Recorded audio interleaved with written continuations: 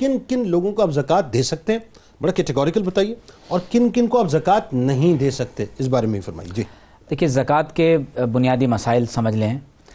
زکوٰۃ دینا ہر مسلمان عاقل بالغ مرد اور عورت پر فرض ہے۔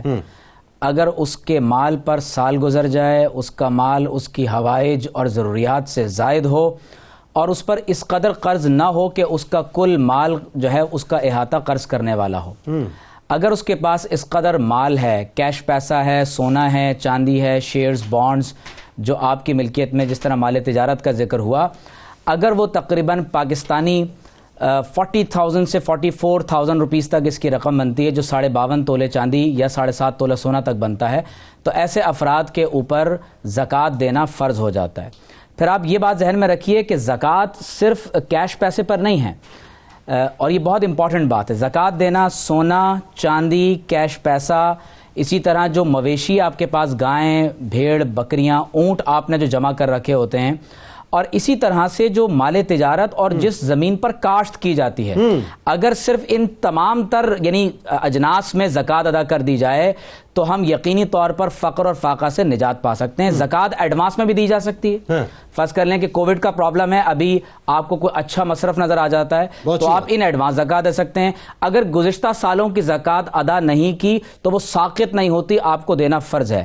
زکوٰۃ کے مصارف کے بارے میں قرآن مجید میں سورہ توبہ میں اللہ رب کریم نے فرمایا انما الصدقات للفقراء، فرمایا کہ صدقات، زکوٰۃ کا مال نمبر 1 فقراء کے لیے ہے جو تنگ دست ہیں۔ فرمایا والمساکین، اور مساکین کے لیے۔ بعض اوقات یہ فقر اس قدر بڑھ جاتا ہے کہ انسان کے پاس نہ کھانا ہے، نہ پانی ہے، نہ لباس ہے، نہ چھت ہے، خاک نشین ہے، تو ایسے مسکین کو بھی زکوٰۃ دی جا سکتی ہے۔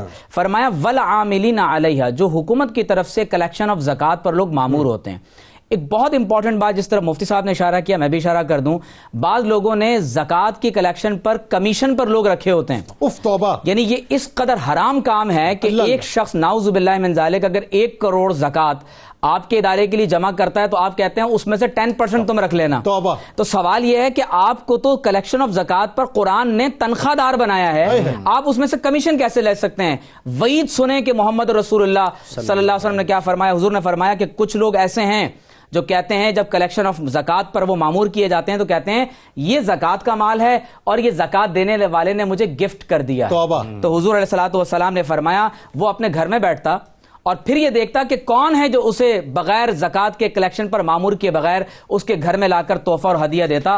آپ صلی اللہ تعالی علیہ وسلم نے فرمایا کہ قیامت کے دن یہ مال اس کے گردن میں طوق بنا کر ڈال دیا جائے گا۔ تو فرمایا کہ والعاملین علیہا، اس کے بعد فرمایا والمؤلفۃ قلوبہم، فرمایا کہ وہ لوگ جو اسلام کی طرف مائل ہو رہے ہیں، تالیف قلب کے لیے انہیں زکوٰۃ دی جا سکتی ہے۔ وفی الرقاب، گردن آزاد کرانے کے لیے پرانے زمانے میں غلام ہوتے تھے، آج رینسم منی کے طور پر، تاوان کے طور پر بھی زکوٰۃ کا مال کسی غریب آدمی کی طرف سے دیا جا سکتا ہے۔ فرمایا والغارمین، اگر کوئی مقروض ہے، سودی مقروض نہ ہو، اس کا قرض ادا کیا جا سکتا ہے۔ وفی سبیل اللہ، سود یعنی قطع کلام کی معذرت، ذرا وضاحت کر دیجئے۔ بہت سے لوگوں کو میں نے دیکھا ہے کہ ایسا کرتے ہیں کہ اگر مثال کے طور پہ کسی گردن سود قیمت میں پھنسی ہوئی ہے اور معاملہ اگر سمجھ آتا ہے کہ جنرلی پھنسا ہے، وہ کہتے ہیں ٹھیک ہے میں نے زکوٰۃ تو نکالنی ہے، میں اس کا جو ہے وہ نہیں، یہ شرعاً جائز نہیں ہے کہ آپ زکوٰۃ کا مال سود کا قرض ادا کرنے سے آپ جو ہے وہ پوری کریں۔ یہ شرعاً ناجائز ہوگا کہ ایک شخص حرام کام میں مبتلا ہے، آپ حرام رقم کی ادائیگی کے لیے جس کو قرآن و سنت میں سے زیادہ ناپاک اور اللہ اور اس کے رسول کے خلاف اعلان جنگ کہا ہو، آپ نعوذ باللہ اس سودی معاملے کو پورا کرنے کے لیے زکوٰۃ کا پاکیزہ مال دینے کے لیے جا رہے ہیں، تو یہ شرعاً حرام اور ناجائز ہوگا۔ پھر ارشاد فرمایا وفی سبیل اللہ، اللہ تعالیٰ کے رستے میں زکوٰۃ دی جائے گی۔ وابن السبیل، مسافروں کو زکوٰۃ دی جا سکتی ہے۔ فرمایا فریضۃ من اللہ، یہ اللہ تعالیٰ کی طرف سے فرض ہے۔ واللہ علیم حکیم، اور اللہ تبارک و تعالیٰ سب کو جاننے والا، حکمت والا ہے۔